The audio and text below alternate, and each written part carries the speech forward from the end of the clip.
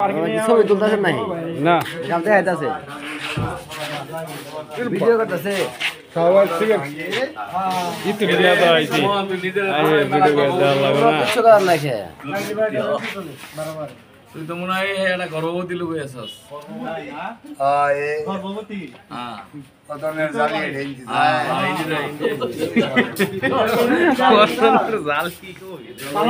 আপনারা আপনারা যা মন চাই তাই কোন কইতে যাই আমিও করতে চাই আচ্ছা যাও যাও যাও যাও আমাদের নতুন করে 822-এর পক্ষ থেকে সকল